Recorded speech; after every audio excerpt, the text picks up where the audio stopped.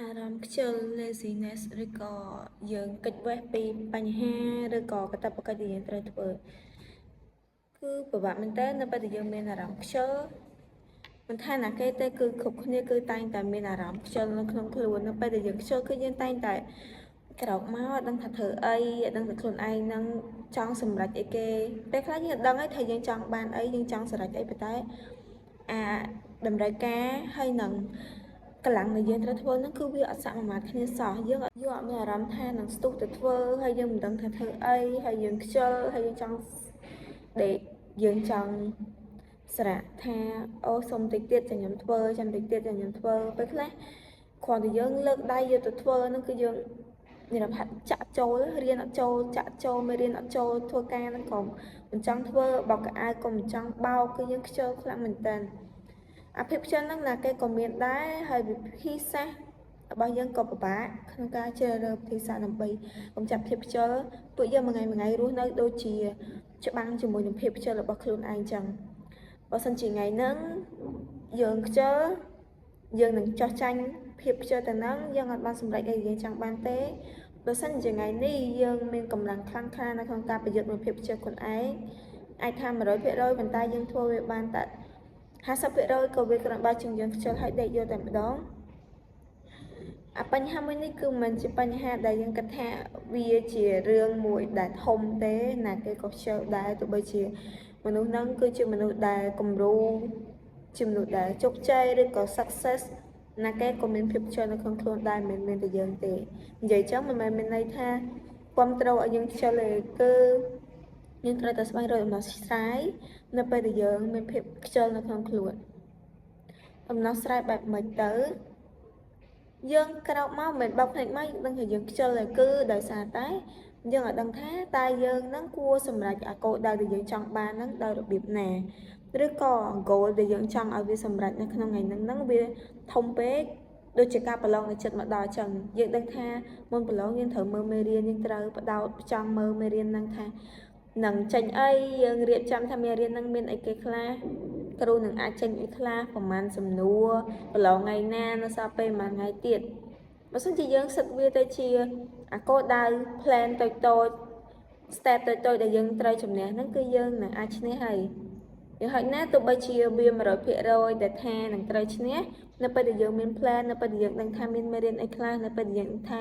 ប្រឡងថ្ងៃណាហើយចាំបាច់មើលអីខ្លះហ្នឹងគឺយើងអាចថាមាន confidence លើខ្លួនឯង 20% ប៉ុន្តែ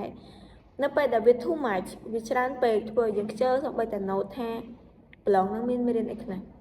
បើយើងខ្ជិលសូម្បីតែដឹងថាមានមេរៀនអីខ្លះយើងមានអារម្មណ៍ទៅណាទៅមើលមេរៀនជាច្រើនហ្នឹងគឺយើងនឹងខ្ជិលហើយយើងនឹងដេកហើយយើងនឹងធ្វើអីផ្សេង scroll social media នៅពេលដែលអរម៉ូន dopamine នៅពេលព្រឹកចឹងណាយើងមានការ scroll ទូរស័ព្ទក្រោកបោកភ្នែកមកលេង Facebook លេង TikTok អីហ្មងយើងក៏អត់ចង់ទៅមើលមេរៀនហើយខួរក្បាលយើងក៏ប្រាប់យើងថាខ្ញុំអត់ចង់ទៅធ្វើអីពិបាកអីខ្ញុំចង់ធ្វើអីដែលងាយស្រួលមើលមេរៀនអីដែលងាយស្រួលខ្ញុំចង់ចេញទៅក្រៅខ្ញុំចង់រលេះថាញ៉ាំអីមើលរឿងអីមួយផ្លែតមុនខ្ញុំរៀនឬក៏ខ្ញុំថាចាំតិចទៀតចាំខ្ញុំរៀនដោយសារតែយើងបានទទួលអាអរម៉ូនមួយដែលធ្វើឲ្យយើងមានអារម្មណ៍រំភើបអំពីអីដែលយើងត្រូវធ្វើហើយអញ្ចឹងអាខួរក្បាលរបស់យើងហ្នឹងគឺវាគ្រាន់តែគិតថាខ្ញុំមើលរឿងមើលអីមើលតែមួយផ្លែតធ្វើយើងសប្បាយចិត្តបាត់ហើយលេងទូរស័ព្ទទំផ្លេតធ្វើឲ្យខ្ញុំមានភាពសប្បាយចិត្តបាត់ហើយពេលខ្ញុំទៅមើលមេរៀនវិញ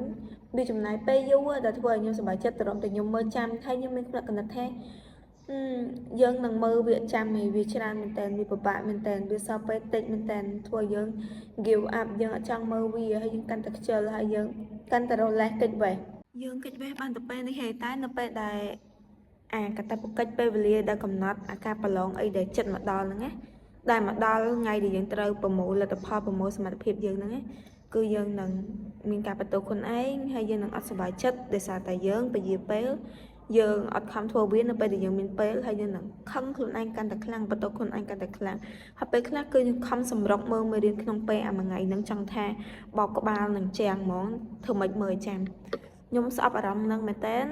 ហើយខ្ញុំក៏ជឿថាអ្នកនរគ្នាក៏ធ្លាប់មានអារម្មណ៍នឹងដែរដែលយើងពជាពេលខ្ជិលរហូតដល់មួយថ្ងៃមុន deadline នៅពេលធ្វើ assignment ឬក៏នៅពេលដែលមួយថ្ងៃមុនប្រឡងដូចគោបាត់ទៅធ្វើរបងអញ្ចឹង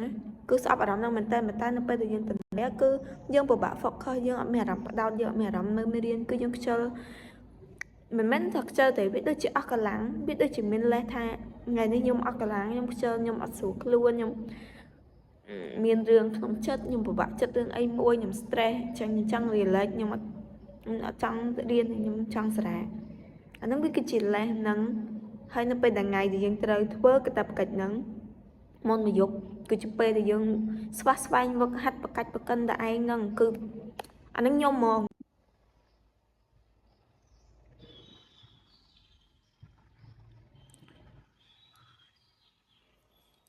hay nhom tay hay nó bây đằng ngày bờ lon mà đó nó cứ nhom bạn mình tên nó bây mà dục môn bờ lon nhom mơ mới riêng sầm rọc hay nhom tay tại bán không chặt hè sự cầm thả anh miền pe mà hay buông ngang tiệt thì có sẽ cầm thả anh miền pe mà ngày tiệt tay tăng đợt pe để nhom miền bờ lon pe đặt ngày mà khai nó cứ nhom mình không mơ tê cái nhom tay tập chơi nhom tay tập kịch vậy nhưng mình đang tham mà bị nhómឬក៏មកពីអារម្មណ៍ដែលយើងតែងតែរលឹកថាខ្ជិលឬក៏មនុស្សគ្រប់គ្នាគេមានអារម្មណ៍ថាខ្ជិលដូចគ្នាតែតាមដែលខ្ញុំគិតទៅប្រហែលជាពួកយើងក៏មានអារម្មណ៍គិតក្នុងចិត្តថាខ្ជិលរលឹកនឹងដែរគឺដោយសារតែយើងអត់មាននៅកំណត់ត្រាច្បាស់លាស់ថាយើងត្រូវធ្វើអីហើយយើងអត់បានបែងចែកអាការងារធំហ្នឹងឲ្យទៅជាការងារទូចគឺយើងដឹងតែប្រឡងពាក្យប្រឡងគឺប្រឡងមួយម៉ាត់អត់ដឹងថាឡងអីមុខវិជ្ជាអីអាមុខវិជ្ជាមួយហ្នឹងមានប្រមាណមេរៀនណាមេរៀនណាហ្នឹងរៀនដោយបរិញ្ញាគ្រូណាខ្លះមេរៀនណាដែលគេគួរចេញប្រឡងគឺចឹងមិនថាតែរឿងរៀនទេរឿងក្តីសម័យរឿងកោដដៅរបស់យើងឧទាហរណ៍តែយើងចង់ធ្វើវីដេអូប៉ុន្តែយើងខ្ជិលយើងគាត់ថាខ្ញុំចង់ខ្លះទៅជាអ្នកធ្វើវីដេអូខ្ញុំដឹងថាខ្ញុំចង់ធ្វើវីដេអូអញ្ចេះប៉ុន្តែខ្ញុំអត់ដឹងថាទៅថតនៅណាខ្ញុំអត់ដឹងថានិយាយអីគេខ្ញុំមិនដឹងរៀប script រៀបអីខ្ញុំអត់ខ្ជិលតែងខ្លួនខ្ញុំខ្ជិលស្លៀកពាក់ខ្ញុំខ្ជិលចេញទៅក្រៅខ្ញុំចិត្តនៅផ្ទះដេកមើលមើលទូរស័ព្ទគឺចឹងពីតែងតែមានលេសរហូតដែលមករៀបរៀងដំណើរហ្នឹងតែចាំថានៅពេលដែលពេលវេលាជាក់លាក់មួយដែលយើងកំណត់រកគោលដៅហ្នឹងយើងនឹងស្ដាយក្រោយហើយយើងនឹងស្ដាយនៅពេលវេលាដែលយើងបានខ្ជិលខ្ជាទាំងអស់នោះឥឡូវយើងមករកដំណោះស្រាយវិញយើងនិយាយមួយថ្ងៃអំពីបញ្ហានៃភាពខ្ជិលការរលេះច្បាំងជាមួយនឹងខ្លួនឯងរាល់ថ្ងៃដែលសារតែយើងខ្ជិលគឺយើងច្បាំងមួយភាពខ្ជិលដែលសារតែយើងអត់មានទម្លាប់ល្អដែលសារតែយើងផុងខ្លួនជាមួយនឹងទម្លាប់អត់ល្អទម្លាប់អាក្រក់ពីច្រើនតាមខ្ញុំសង្កេតមើលខ្ញុំតែងតែមានទម្លាប់អាក្រក់ហ្នឹងនៅពេលដែលខ្ញុំតនេពេកនៅពេលដែលខ្ញុំអត់បានរៀននៅពេលដែលខ្ញុំវ៉ាកងនៅពេលដែលខ្ញុំនៅផ្ទះម្នាក់ឯងគឺខ្ញុំតែងតែផុងខ្លួនចូលទម្លាប់អាក្រក់ដូចជាការដេកច្រើន scrolling ទូរស័ព្ទអាហ្នឹងបញ្ហាធំហើយនឹងមើលរឿងមិនថាខ្ញុំអត់រៀនទេគឺយើងរៀនដែរប៉ុន្តែនៅពេលដែលរៀនគឺងុយដេក environment ដែលធ្វើដែលយើងអង្គុយរៀនគឺយើងរៀនដែរតែវាចូលចឹងទៅយើងក៏រលេះទៅមើលអីផ្សេងឥឡូវមករកដំណោះស្រាយចំពោះបញ្ហានៃភាពខ្ជិលរបស់យើងទី1យើងត្រូវតែមានគោលដៅនិង plan ច្បាស់លាស់ឥឡូវខ្ញុំនិយាយអំពីគោលដៅដ៏ធំមួយចឹងយើងជាច្រើនខ្ជិលដោយសារតែយើងភ្លេចគោលដៅធំនៅក្នុងជីវិតរបស់យើងពេលដែលខ្ញុំខ្ជិលខ្លាំងពេកទៅគឺខ្ញុំអត់ចូលចិត្តខ្លួនឯងទេគឺពេលខ្លះខ្ញុំបន្ទោសខ្លួនឯងពេលខ្លះខ្ញុំអត់សប្បាយចិត្តមួយខ្លួនឯងធ្វើឲ្យយើងបាត់បង់នូវភាពរីករាយឬក៏ enjoy នៅក្នុងជីវិតនៅពេលដែលយើងរស់នៅក្នុងជីវិតប្រចាំថ្ងៃដោយសារតែអារម្មណ៍បន្ទោសខ្លួនឯងថាធ្វើឲ្យខាតបង់ពេលវេលាបន្ទោសខ្លួនឯងថាឥឡូវវ័យកាន់តែទៅមកហើយអាយុយើងឡើងច្រើនទៅ20ជាងយកចង់ឲ្យបាត់បង់អាពេលវេលាដ៏ល្អក្នុងអាយុ20ឆ្នាំទេដោយសារតែ20ឆ្នាំវាគឺជាពេលមួយដែលយើងអាចធ្វើឲ្យក្តីសម័យរបស់យើងកើតជាការពិតពួកឯងនៅពេលដែលចាំដល់អាយុ30គឺវាពិបាកនឹងសម្រេចក្តីសម័យរបស់យើងឯងអញ្ចឹងយើងក៏បន្ទោសខ្លួនឯងយើងក៏ព្យាយាមនៅក្នុងការស្វែងរកដំណោះស្រាយថាតើធ្វើម៉េចទៅឲ្យជីវិតយើងនឹងបានរីករាយហើយបានជោគជ័យដោយមិនមានភាពខ្ជិលនឹងជំហានដំបូងដែលខ្ញុំព្យាយាមនៅក្នុងការដោះស្រាយជាមួយខ្លួនឯងគឺដោយសារតែខ្ញុំបានភ្លេចនៅគោលដៅថាខ្ញុំចង់បានអីចឹងខ្ញុំក៏សេតគោលដៅក្នុងរយៈពេល5ឆ្នាំទៀតដូចចឹងយើងទៅសេពីអារម្មណ៍ក្នុងចិត្តរបស់យើងថាយើងនឹងកាត់អីឥឡូវហ្នឹងហើយយើងក៏ណូតថាអូខេគោលដៅ5ឆ្នាំទៀតរបស់ខ្ញុំជាអីដែលជាគោលដៅធំហើយដើម្បីឆ្ពោះទៅរកអាគោលដៅធំហ្នឹងតែខ្ញុំគួរធ្វើឲ្យគេតាមឆ្នាំនីមួយៗក្នុងរយៈពេល5ឆ្នាំដូចពីឥឡូវទៅ5ឆ្នាំទៀតវា2030អីចឹងយើងក៏ណូតទៅតាមគោលដៅហ្នឹងនីមួយៗហ្នឹងទៅថា គោលដៅមួយហ្នឹងវាត្រូវការធាតុផ្សំអីខ្លះដើម្បីសម្រេចទៅកាន់វាយើងត្រូវការ plan ដែរអញ្ចឹងយើងបំបែក plan ហ្នឹងទៅជា plan តាមឆ្នាំបន្ទាប់មកយើងមកគិតពីឆ្នាំនេះអូខេឆ្នាំនេះយើងត្រូវធ្វើគេខ្លះដើម្បីឲ្យ plan ឆ្នាំហ្នឹងបានជោគជ័យបានសម្រេចហ្នឹងយើងគិតទៅកាន់ plan ឆ្នាំហ្នឹងហើយថាអូខ្ញុំចង់រៀនបកកែខ្ញុំចង់និយាយក្នុង YouTube ខ្ញុំចង់សំលុយខ្ញុំចង់ឲ្យមាន confidence លើខ្លួនឯងជាងមុនឥឡូវយើងបែក plan ហ្នឹងទៅតាមខែនីមួយៗថាមួយខែហ្នឹងយើងត្រូវរៀនគេខ្លះ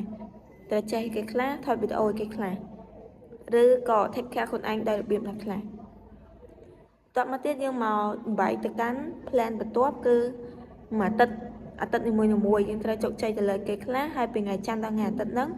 យើងត្រូវធ្វើកិច្ចការអីខ្លះតាមថ្ងៃមួយឧទាហរណ៍ថ្ងៃអាទិត្យហ្នឹងគឺយើងចង់ឲ្យខ្លួនឯងមានភាពរីករាយជាងមុនបែបទៅជួបជុំមិត្តភ័ក្តិនឹងវាគ្រាន់តែជាផ្នែកមួយទូចបន្ទាប់ពីយើងបានខំធ្វើការអស់រយៈពេលពីថ្ងៃច័ន្ទដល់ថ្ងៃសៅរ៍ទៅលើកិច្ចការងារដែលយើងចង់បានដូចជា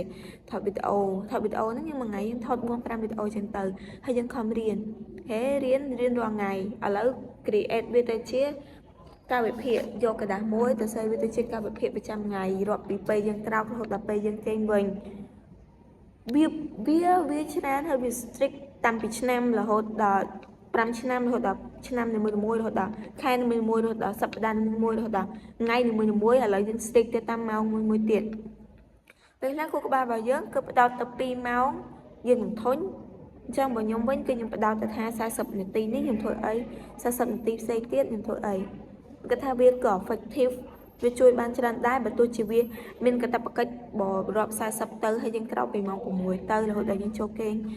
ម៉ោង11កន្លះអីវិញវាបានច្រើនកាតព្វកិច្ចមែនតើវាដូចជាជីវិតមួយគុណនឹង3 4អញ្ចឹងប៉ុន្តែគាត់ថាអីយើងធ្វើបានហ្នឹងគឺវាច្រើនពេកទៅធ្វើយើងខ្ជិលអញ្ចឹងបើសិនជាអ្នកគ្នាអាចធ្វើបានគឺសិត1ម៉ោងថាយើងធ្វើអីប៉ុន្តែខ្ញុំសម្រាប់ខ្ញុំ40នាទីឬហើយអាពេលដែលខ្ញុំចាប់ដើមខ្ជិលហ្នឹងខ្ញុំអាចសារៈ5នាទីអីសម្រាប់ធ្វើបើសិនជាយើងធ្វើអាកិច្ចការដែលទាំងអស់ហ្នឹងជារៀងរាល់ថ្ងៃយូរទៅវាកើតទៅជាទម្លាប់អញ្ចឹងពេលវាកើតជាទម្លាប់ហើយយើងអត់មានពាក្យថាខ្ជិលនៅក្នុងវចនានុក្រមរបស់ពួកយើងទៀតទេពួកអីអាកាតព្វកិច្ចទៅហ្នឹងវាគឺជាទម្លាប់ដែលយើងមានប្រចាំថ្ងៃហើយនេះគឺជាយើងហើយយើងគឺមានទំនួលខុសត្រូវទៅលើកិច្ចការងារទាំងហ្នឹងមួយថ្ងៃយើងសមបន្តិចមិនសមបន្តិចអាកិច្ចការទាំងអស់មានដូចជាយើងរៀនដូចជាយើងថតវីដេអូយើងរៀនភាសាបារាំងយើងរៀនភាសាអង់គ្លេសយើងមានពេល40នាទីខ្លះយើងឲ្យយើងមើលមើលទូរស័ព្ទ scrolling ខ្លះពេលខ្លះនិយាយមើលមិត្តភ័ក្តិមានពេលវេលាខ្លះមួយម៉ាក់ប៉ាមានពេលវេលាខ្លះ take care skin body ស្រឡាញ់ខ្លួនឯងអត់ខ្ជិលហើយយើងបែបថាយើងយកដូប៉ាមីនអារម្មណ៍រីករាយហ្នឹងចេញពីការធ្វើការងារនឹងមួយវិញដោយយើង list កិច្ចការងារទាំងហ្នឹងអូខេតែ timetable បើយើងហើយអីយើងធ្វើបានមួយយើង tick មួយហើយយើងក៏រីករាយតាមរយៈការបំពេញកិច្ចការហ្នឹងឧទាហរណ៍យើង list វាបានហើយថ្ងៃហ្នឹងយើងធ្វើវាបានជោគជ័យមួយថ្ងៃសម្រាប់ទៅលើកិច្ចការងារហ្នឹងអាហ្នឹងក៏ហៅថាជាភាព success មួយដែរមិនចាំទៅថារយៈពេល5ឆ្នាំទៀតតើយើងមានអារម្មណ៍ថាយើងជោគជ័យទេមួយថ្ងៃហ្នឹងយើងបំពេញកិច្ចការងារហ្នឹងគ្រប់ទាំងអស់វាជាការ success មួយយើងធ្វើវារហូតដល់ថ្ងៃទី30យូរទៅយើងធ្វើវារហូតដល់ថ្ងៃទី30ហើយយូរទៅមកមួយហ្នឹងវាកាត់ទៅជាទម្លាប់របស់យើងហើយយើងក៏អាចលុបបំបាត់ភាពខ្ជិលចេញបានហើយយើងក៏អត់មានអារម្មណ៍បន្ទោសខ្លួនឯងនៅពេលដែលថ្ងៃប្រឡងមកដល់ឬក៏ deadline មកដល់ហើយយើងអត់បានធ្វើវាហើយយើងក៏បាក់បន្ទោសខ្លួនឯងទៀតដែរគឺដោយសារតែយើងបានបង្កើតនៅទម្លាប់ល្អជឿថាយូរទៅយើងនឹងភ្លេចវាមិនមែនថាគេនៅតែ focus បានចឹងរហូតទេអញ្ចឹងពីយកគោលដៅរបស់យើងមកអានវិញថាអូ5ឆ្នាំទៀតខ្ញុំចង់ខ្លាចជាមនុស្សចេះខ្ញុំចង់ធ្វើការងារនេះ